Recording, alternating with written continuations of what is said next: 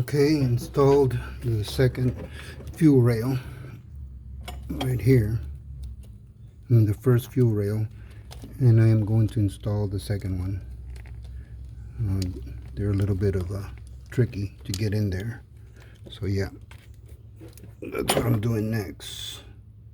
The next one.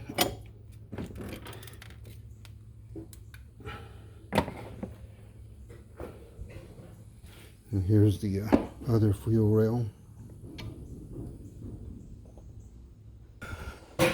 Okay, I installed the fuel rails and have the harness put back on there, nice and neat. Everything is just 2 bolts, 2 nuts on each of the 4 of the fuel rails. Now I'm getting ready to install the gaskets for the intake and the intake. So here's the intake.